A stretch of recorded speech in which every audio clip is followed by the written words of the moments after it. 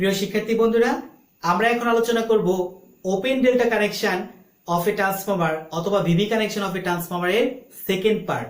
আমরা কিন্তু এই জায়গায় শেষ করেছিলাম। কি শেষ করেছিলাম? আমরা জেনেছিলাম যে ভিভি কানেকশন অবস্থায় যদি আমি পাওয়ার সমান প্রেরণ করতে চাই, অর্থাৎ আমরা জানি যে ভিভি কানেকশন অবস্থায় ডেল্টা ডেল্টা কানেকশন অবস্থায় যে পাওয়ার যেত ঠিক সেই পরিমাণ পাওয়ার আমরা সেখানে পাচ্ছি না। তাই আমি চাচ্ছিলাম যে সমান পাওয়ার প্রেরণ করি, আর সমান পাওয়ার প্রেরণ করতে গিয়ে আমার কি কাজটা করতে হয়েছিল? আমার ভিভি অবস্থায় যে কারেন্টের মান, সেই কারেন্টের মানটা কিন্তু বাড়িয়ে দিতে হয়েছিল, এবং সেই কারেন্টের মানটা কত ছিল? ডেল্টা ডেল্টা অবস্থায় কারেন্টের মানের √3 গুণের সমান কিন্তু। ওকে, তাহলে শিক্ষার্থীরা আমরা এখন শুরু করলাম নতুন পর্ব।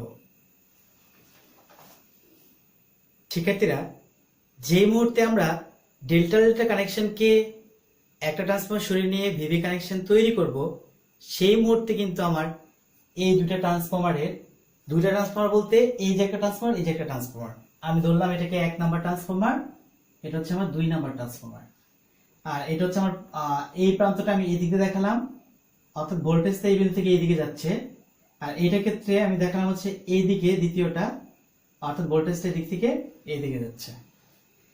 এখন শিক্ষার্থী একটু লক্ষ্য করো, আমি যে কথাটা বলতেছিলাম যে আমি যেহেতু তিনটা ট্রান্সফরমার এক ট্রান্সফরমার নিয়ে নিয়েছি, এখন এই একটা ট্রান্সফরমার একটা ট্রান্সফরমার, দুইটা ট্রান্সফরমারের পাওয়ার ফ্যাক্টর কিন্তু ভিন্ন হবে। কতটুকু ভিন্ন হবে সেই সমীকরণটা আমি এখানে তোমাদের এখন দেখাবো। আচ্ছা, প্রথম ট্রান্সফরমারে আমি আপাত পাওয়ার বের করব। তাহলে S1 কেন? এটা প্রথম ট্রান্সফরমার আপাত পাওয়ার। আপাত পাওয়ার ফর্মুলা কি ছিল? ফর্মুলা আমি আপাতত ধরলাম হচ্ছে, এটাকে যদি ধরি তাহলে মানটা পাবো হচ্ছে ভি ভোল্টেজের মানটা কত? ভোল্টেজ কিন্তু এই থেকে দেখো বি বিন্দু থেকে এই বিন্দু দিয়ে যাচ্ছে, তাই ভোল্টেজ হচ্ছে বি এ ইনটু তার কারেন্টের মান কত? আমি হচ্ছে এই দিক দিয়ে যে কারেন্টটা যাচ্ছে সেদিকে কারেন্টের নাম হচ্ছে আই বি। শিক্ষার্থীরা, এই যে এই শাখার যে কারেন্টটা সেটা কি?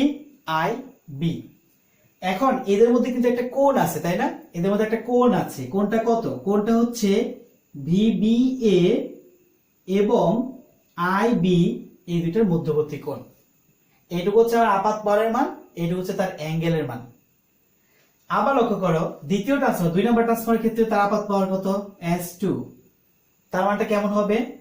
তার ভোল্টেজটা হচ্ছে V, এটা যেহেতু এই দিক থেকে এদিকে আসতেছে, তাহলে বলবো হচ্ছে কি VAC ইনটু তার কারেন্টটা কত? এদিকে যে কারেন্ট আসছে তার নাম কি? IC।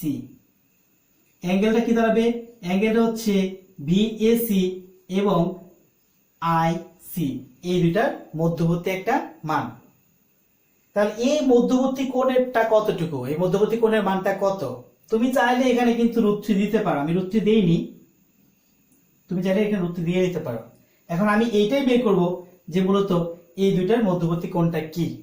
শিক্ষার্থীরা, একটা জিনিস লক্ষ্য করো, আমি যদি বলি VBA, তার মানে দাঁড়াচ্ছে VBN মাইনাস VAN। এই দুইটার বিয়োগ ফলে কিন্তু এই দুইটার, এইটা VBN এবং VAN, এই দুইটার ভেক্টর যে বিয়োগ ফল সেটাই করতে হচ্ছে VBA। এবং আমি যদি লিখি এটা VAC, দ্যাট মিন্স এটা দ্বারা বোঝাচ্ছে VAN মাইনাস VCN। এই দুইটার পার্থক্য হচ্ছে আমার এই এসি ভোল্টেজ। তাহলে এই যে এই মানগুলো আমি মূলত হচ্ছে একটা ভেক্টর ডায়াগ্রাম দ্বারা এখন তোমাদেরকে বিস্তারিত বুঝাবো। শিক্ষার্থীরা, আমার থ্রি ফেজ পাওয়ার যদি আমরা প্রেরণ করি, তবে থ্রি ফেজ পাওয়ারের মধ্যবর্তী ফেজ ডিফারেন্স কত ডিগ্রি? 120 ডিগ্রি, তাই তো? আচ্ছা, এই দেখো আমি এটা থ্রি ফেজ একটা পাওয়ারের ভেক্টর ডায়াগ্রাম অঙ্কন করলাম। আমি ধরলাম এটা হচ্ছে VCN, এটা হচ্ছে VAN, আর এটা হচ্ছে VBN।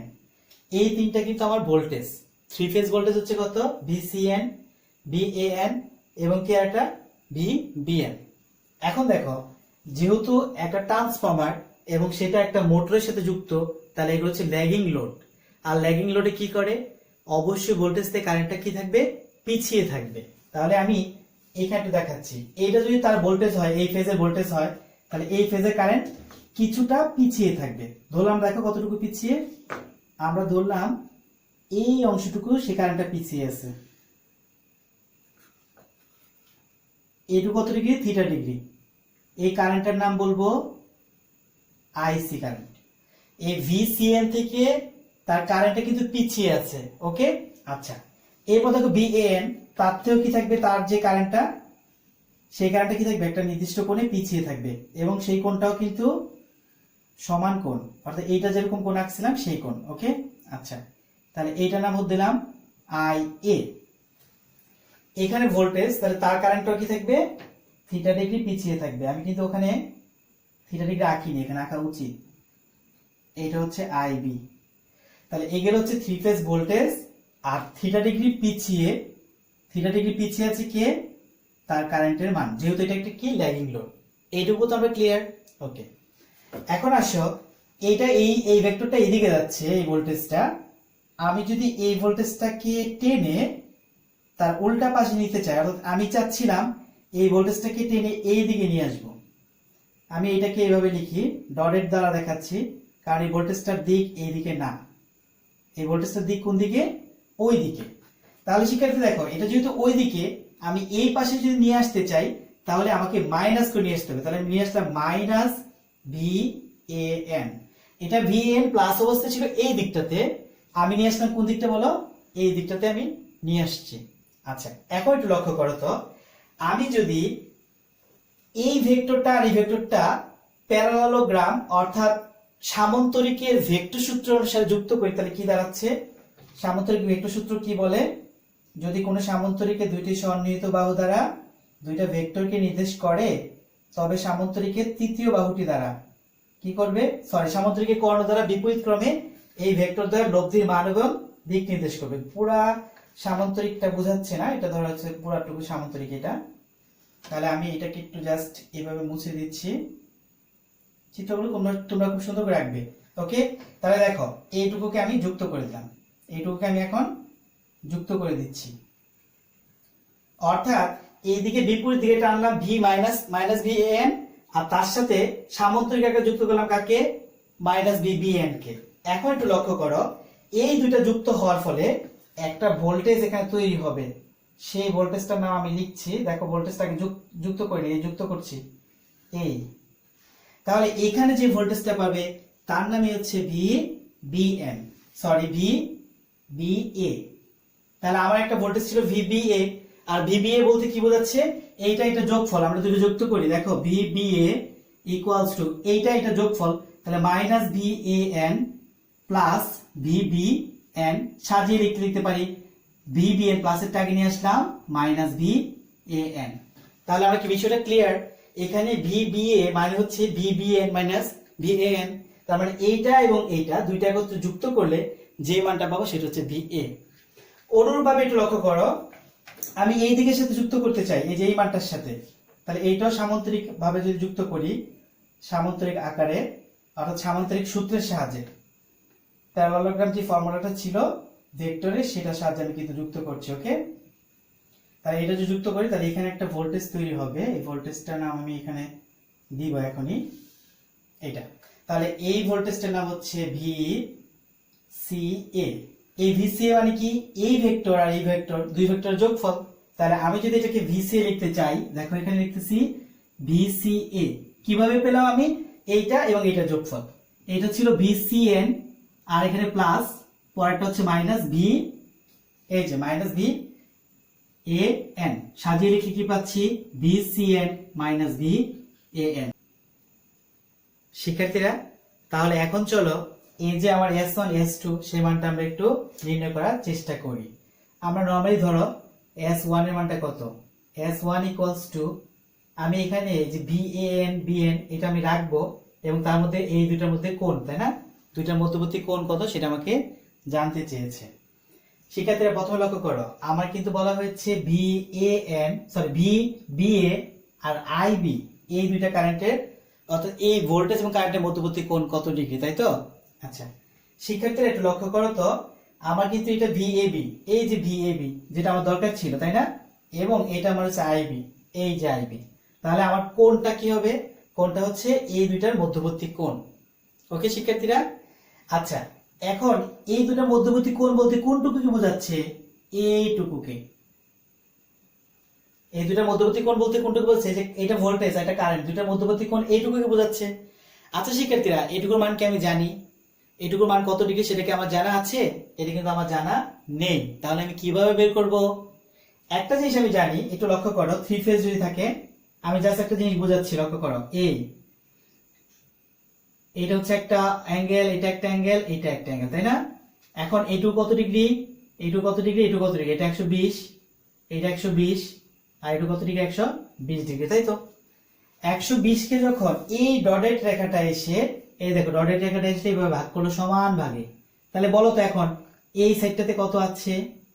এই ডটেড রেখাটা যখন সমান ভাগে বিভক্ত করলো, তাহলে আমি বলতে পারি এখানে আছে এখন কত ডিগ্রি, 60 ডিগ্রি। এই দুইটার মধ্যবর্তী কত ডিগ্রি আছে এখন বলো, 60 ডিগ্রি। এখন দেখো, যখন এই দুইটা রেখাকে ঠিক মধ্যবর্তী অবস্থায় আবার ভাগ করা হলো এইটা দ্বারা, এই ডটেড রেখাটা কি মনে আছে? ডটেড রেখা হচ্ছে -VAN। আর দেখো এই ডটেড রেখার এইটুকু মধ্যবর্তী কোণ ছিল 60 ডিগ্রি, তাকে ঠিক মাঝামাঝিতে ভাগ করছে কে? এই VB। তাহলে VBA এটা কিন্তু ভাগ করলো। ওকে, তাহলে শিক্ষার্থী এখন লক্ষ্য করো তো, এখানে কোণের পরিমাণ এখন কত ডিগ্রি হলো? এখানে হলো 30 ডিগ্রি, এখানে কত ডিগ্রি? 30 ডিগ্রি, তাই তো? আচ্ছা, এই 30 ডিগ্রির ভিতরে আবার কি একজন আছে? IB। এই 30 ডিগ্রির ভিতরে কি আছে? একজন IB। IBটা কি? IB দেখো AVBN থেকে কত ডিগ্রি, 30 ডিগ্রি ভিতরের দিকে অবস্থান করতেছে। তুমি তো জানো এখান এটা কিন্তু AVBN, এটা এই রেখাটা VBN।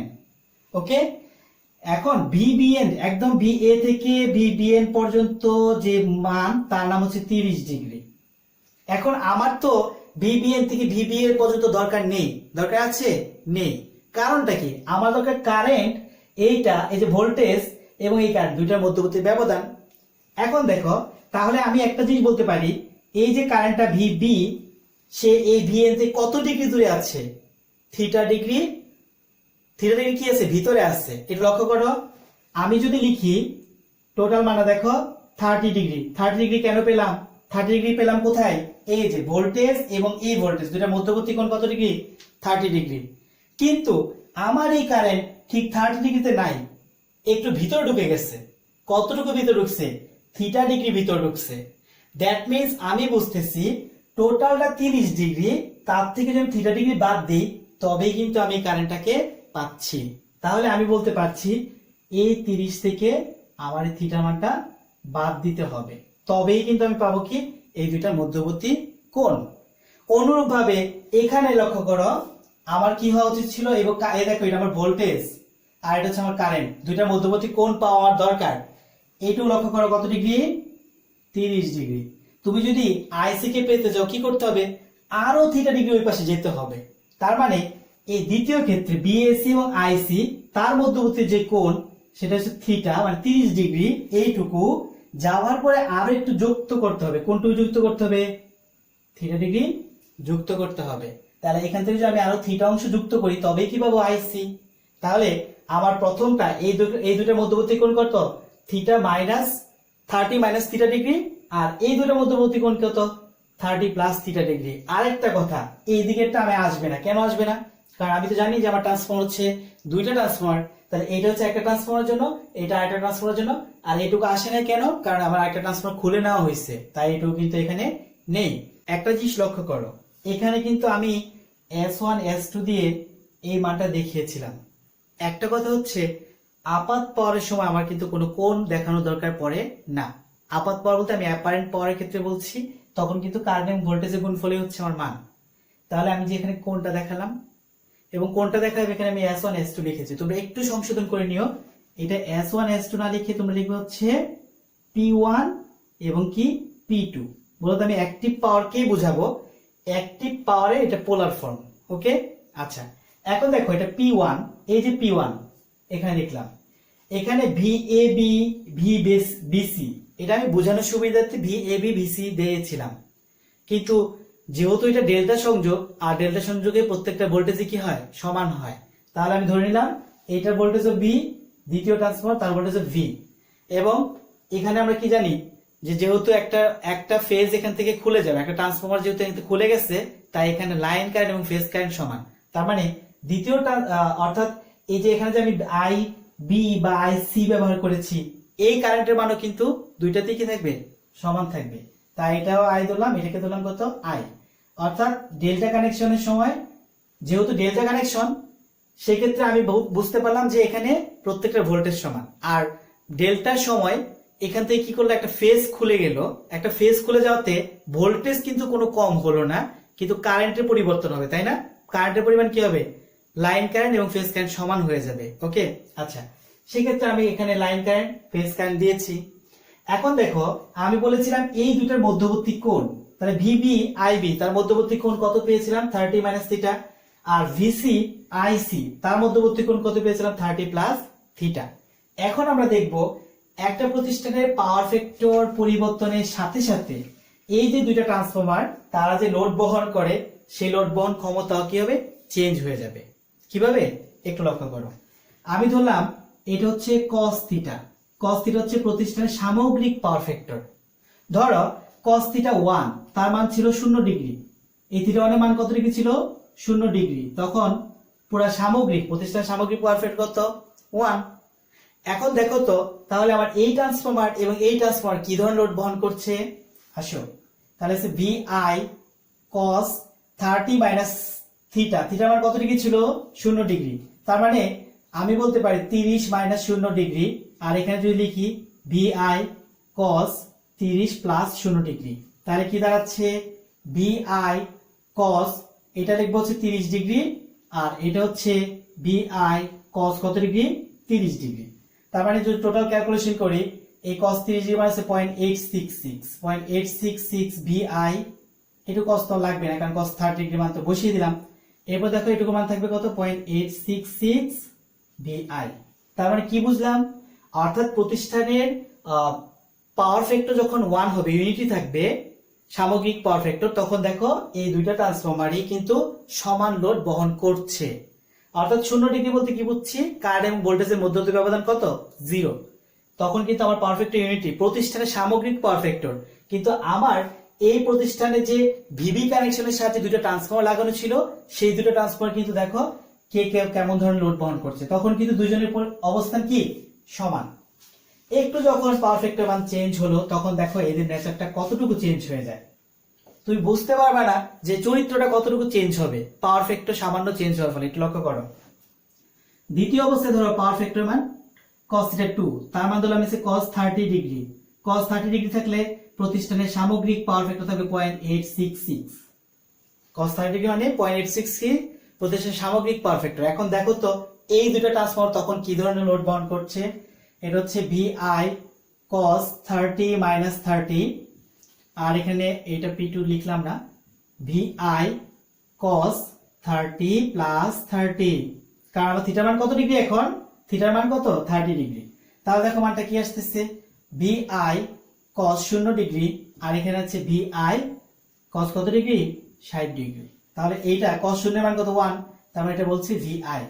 আর এখানে কি দাঁড়াচ্ছে, cos 60 ডিগ্রি, তার মানে হচ্ছে হাফ, তার মানে 0.5 VI। শিক্ষার্থীরা কি ধরনের নেচার পাচ্ছি আমরা, cos থিটা 2 30 ডিগ্রি থিটার মান, তখন কিন্তু সামগ্রিক পাওয়ার যখন 0.866, তখন আমার দুইটা ট্রান্সফরমার কিন্তু দুই ধরনের আচরণ করলো। টোটাল লোডের সে নিবে এইটুকু লোড, আর পরের ট্রান্সফরমারটা এই যে লোডটুকু নিবে তার অর্ধেক নিবে হচ্ছে এই ট্রান্সফরমার। অর্থাৎ একটা ট্রান্সফরমার যেটুকু লোড বহন করবে তার ঠিক অর্ধেক পার্সেন্ট লোড কে বহন করবে, এ বহন করবে। এখন ধরো প্রতিষ্ঠানের সামগ্রিক পাওয়ার ফ্যাক্টর cos থিটা 3, থিটার মান আমি ধরলাম হচ্ছে এখন 60 ডিগ্রি ধরবো, তখন প্রতিষ্ঠানের পাওয়ার ফ্যাক্টর হবে 0.5। অর্থাৎ প্রতিষ্ঠানের সামগ্রিক পাওয়ার ফ্যাক্টর কত, 0.5। তখন আমরা দেখি এই ট্রান্সফরমার দুটো কি ধরনের লোড বহন করছে। তাহলে VI cos 30 মাইনাস 60 ডিগ্রি, আর এখানে লিখবো হচ্ছে VI cos 30 প্লাস কত, 60 ডিগ্রি। ডিগ্রি তোমরা দিতে পারো না দিতে পারো, সমস্যা নেই। তাহলে VI এটা হচ্ছে cos মাইনাস 30 ডিগ্রি, আর এখানে পাবো হচ্ছে VI cos কত ডিগ্রি, 90 ডিগ্রি। এটা মাইনাস 30 মান হচ্ছে cos মাইনাস 30 মান আমরা জানি পজিটিভই হয়, কারণ cos থিটার মাইনাস মান নেগেটিভ মান কিন্তু সেটা পজিটিভ হয়ে যায়, তাই তো। আচ্ছা, তাহলে এটার মান হবে 0.866 VI আর এটা কিন্তু কত পাচ্ছি, এই cos 90 এর মান কিন্তু শূন্য, তাহলে শূন্য রে গুণ করলে কত, শূন্য। দেখো তো যখন cos থিটার মান থিটা ডিগ্রি মানে 60 ডিগ্রি, সামগ্রিক পাওয়ার ফ্যাক্টর 0.5, কিন্তু এখানে কি অবস্থাটা বিরাজ করছে, এখানে মূলত যেটা হচ্ছে এই সমস্ত লোডের 0.866 অংশ সে বহন করছে। আর এই যে ট্রান্সফরমার, দ্বিতীয় ট্রান্সফরমার, ও কোনো লোডই বহন করছে না। ও কি করলো, কোন লোড বহন করে নাই। তাহলে সবটুকু লোড কি এ বহন করছে, না, এও কিন্তু সবটুকু লোড বহন করে নাই। এ মনে মনে ভাবছে এই যেহেতু সবটুকু লোড, কোনো লোড নেই নাই, আমিও পুরো লোড নেবো না, কিছু অংশ নেই, তাই তো। তখন সে কি করলো, দেখো 0.866 অংশ কিন্তু লোড বহন করলো কে, দ্বিতীয় ট্রান্সফরমারটা। তাহলে আমার কিন্তু টোটাল যে লোড ছিল সেটা কিন্তু তখন দুইটা ট্রান্সফরমার ভাগ করে নেওয়ার কথা ছিল, ভাগ করে নেওয়ার ফলে আমার প্রতিষ্ঠানের যে সমস্ত লোড সেটা চলতো। কিন্তু এখন দেখো এই পাওয়ার ফ্যাক্টরে যখন কোণের মান 60 ডিগ্রি হলো, ও কোনো ধরনের লোড বহন করবে না, একদম ডাইরেক্ট না করে দিল যে আমি কোনো লোড বহন করতে পারবো না। আর ও কি করলো, সামগ্রিক লোডের 0.866 অংশ কিন্তু বহন করলো। তাহলে এইভাবে কিন্তু দুইটা ট্রান্সফরমার পাওয়ার ফ্যাক্টর চেঞ্জের সাথে সাথে তাদের ন্যাচারও কি হয়, লোড বহন ক্ষমতা বা লোড বহনের যে প্রকৃতি সেটাও চেঞ্জ হয়ে যায়। শিক্ষার্থীরা, এই যে ওপেন ডেল্টা বা ভিভি কানেকশন ট্রান্সফরমার বললাম, সেটা কিন্তু নানাবিধ সুবিধা আছে। কি কি সুবিধা? এর মধ্যে প্রথম সুবিধা হচ্ছে, তিনটা ট্রান্সফরমারের মধ্য থেকে যে কোনো একটা ট্রান্সফরমার যদি কোনো কারণে নষ্ট হয়ে যায়, তাও কিন্তু আমি 3 ফেজ কানেকশন অবশিষ্ট দুইটা ট্রান্সফরমার দ্বারা দিতে পারি ভিভি কানেকশনের মাধ্যমে। আবার দেখো, তিনটা ট্রান্সফরমার চলতেছে কিন্তু নষ্ট হয় নাই, কিন্তু মূলত আমার একটা ট্রান্সফরমার মেরামত করার প্রয়োজন, তাহলে আমি কিন্তু ওই দুইটা ট্রান্সফরমারকে ভিভি কানেকশনের মাধ্যমে 3 ফেজ সাপ্লাই দিতে পারছি। আমার ওই ট্রান্সফরমারটা সরিয়ে নিয়ে ওইটা কিন্তু মেরামত করতে পারছি। এরপর এই যে কানেকশনটা সেটা কিন্তু একদম সিম্পল কানেকশন। স্কট যে কানেকশন, সেটার কানেকশন তো জটিল, স্কট কানেকশনের মধ্যে এত জটিল কানেকশন না। এগুলো হচ্ছে এটা অসুবিধা। তাহলে অসুবিধাগুলো কি কি? অসুবিধাগুলো হচ্ছে, প্রথম কথা হচ্ছে এইটা পুরোপুরি ক্যাপাসিটি দুইটা ট্রান্সফরমার কিন্তু বহন করতে পারে না।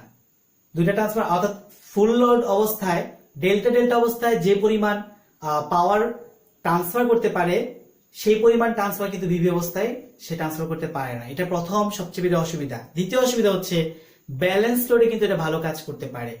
যখন তোমার পাওয়ার ফ্যাক্টর মান চেঞ্জ হবে, তখন কিন্তু এদের লোড বহন করার যে ক্ষমতা সেটাও কিন্তু চেঞ্জ হয়ে পড়ে, যার বিধায় কি করতে পারে, সে ফুল ক্যাপাসিটিতে বা ফুল লোডে তার পাওয়ারটা সরবরাহ করতে পারে না। শিক্ষার্থীরা, আরো বিভিন্ন পার্থক্য আছে, তোমরা বই থেকে একটু কষ্ট করে দেখে নেবে। শিক্ষার্থীরা, অনেকক্ষণ ধৈর্য দেখার জন্য ধন্যবাদ সবাইকে।